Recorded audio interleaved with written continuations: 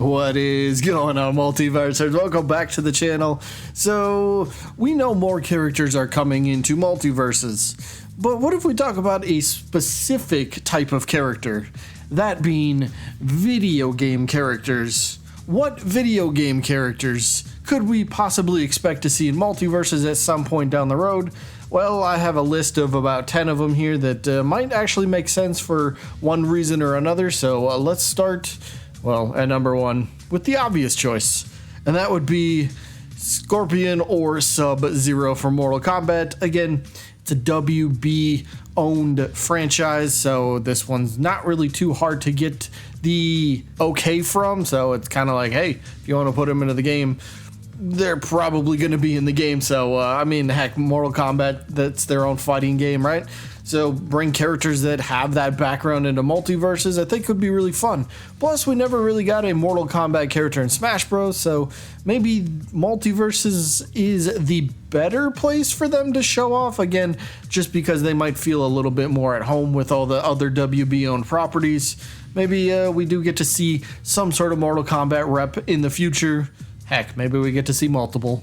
Character number 2 is coming from the franchise of Scribblenauts. Now this is another WB owned property, and the character would be Maxwell. Now Maxwell's big power in his game is he can literally draw anything to life. Now can you imagine the sort of powers and abilities that he could have? He can summon out T-Rexes, he can do, he could create helicopters, he could create literally anything you could think of. Well, maybe you got to scale it down a little bit because I don't think you can create literally anything in Multiverses, but just that idea for a possible moveset for Maxwell could be really cool. He could have some sort of ability where he literally says, all right, a suit of armor or some way to power up or make your team more defensive or stronger or faster, something like that. Maxwell could be a really good support type character with everything that he could bring with him, so just another character that might be under the radar, but I think he's got a pretty decent chance, honestly. Character number 3 is actually going to be from a franchise that I don't think, personally, I haven't seen that many people talk about, but what about Back 4 Blood? WB does have something to do with the game after all, but Back 4 Blood, what if we took a character from that game and put them into Multiverses, alright? So I'm going to take Hoffman as an example. Now Hoffman seems like he could be a pretty good and fun character. Now he could have some sort of gimmick that he does in I was gonna say Multiverses. No, he could have some sort of gimmick or passive ability like he does in Back 4 Blood, where he essentially kind of stockpiles ammunition over time, and maybe that's the gimmick. He has to stockpile ammo, and then he has a special move that uses this certain ammo or these Molotov grenades, whatever they might end up being. But he stockpiles them over time, like it kind of charges up and it builds up, and then once he has some, watch out because these things are going to be absolutely deadly, whatever it might end up being. But something like that could be really fun, and having a unique perk that maybe speeds up the collection or says that he can have more ammo than normal, or more often, like more inventory than normal. I think this could be a really fun pick depending on how you really go, but using that ability that he has in Back 4 Blood, it could make for a really fun character in Multiverses. Character number 4, we're going to be looking at the God of War franchise. Yeah, no, I mean the God of War franchise, like the one with Kratos. Yeah, this dude. Yeah, so if you didn't know, Tony Wayne, the game director of Multiverses, actually has worked on the God of War franchise in the past. I don't know, Tony may have some connections, and this could be like a whopper of a surprise if this ends up happening, but I don't think so. But then again, you never know. Character number 5, or series number 5, we should say, is another franchise that Tony and I believe a few people over at Play First Games have had success on working on, and that would be League of Legends. Now, I've personally never played the game, so I don't know too much about it, so a quick Google search of who's the most popular League of Legends character, and apparently Lux. I think I said that. Lux? I don't know, I think it's Lux. This female would be, I guess, a good choice if she's the most popular, I suppose. I don't know too much about her, but I looked up one of her abilities in game, and I thought this could make for a pretty fun, well, I guess ability in Multiverses, but I believe it's called Innate, and the ability allows her to apply a mark to enemies, and that mark will last for a few seconds. So what the mark does essentially is if you hit your opponent while they are marked, you would end up doing some sort of a bonus damage on top of that. So it's kind of like a way to have another move be a little bit more powerful.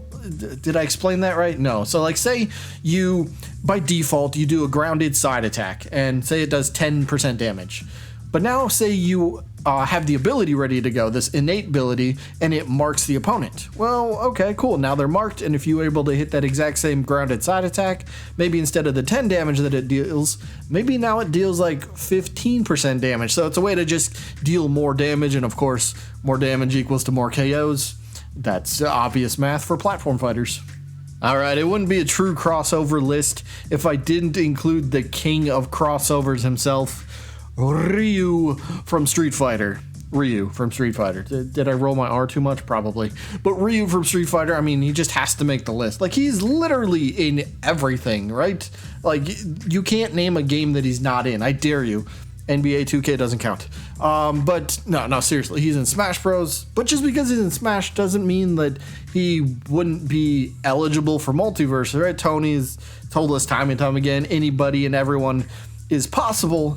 But just because he says that doesn't mean anyone and everyone is gonna happen or even considered to happen. But Ryuu being the king of Street Fighter, well, maybe he is. But the king of crossovers, I mean, he's been in so many.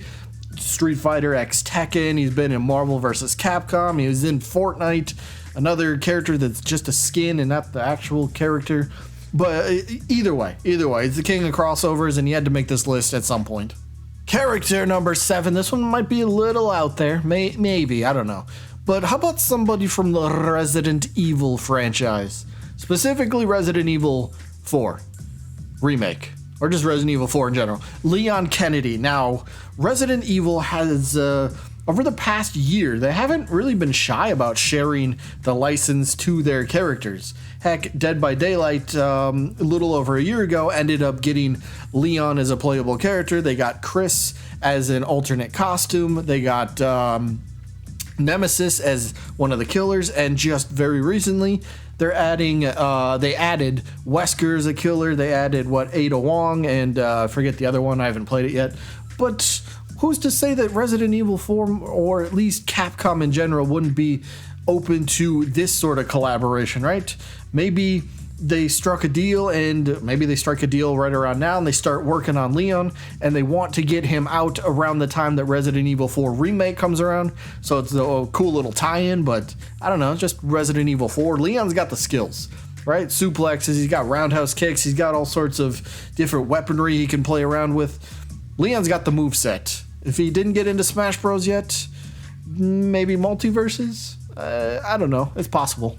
Alright, so stick with me on this one. Player First Games is a smaller studio, to be fair, right? They're brand new. Multiverses is like their first game that they, as a studio, are working on. So what if they were able to reach out to other smaller type studios to share the love, if you will? I would love to see somebody from the Guilty Gear franchise, and I'm going to go with the poster boy, Saul Bad Guy. This one, ooh, I would love this. Again, he's got the fighting backgrounds. Moveset is not a problem. I would love to see that.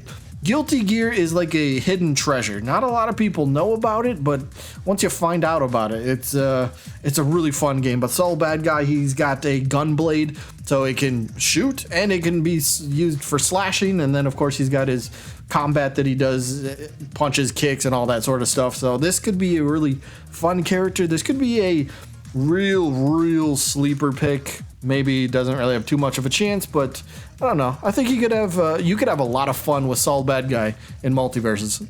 All right. So don't get upset with me. This is not something that I'm asking for. I'm just saying, what if this is a possibility? And that possibility would be Fortnite.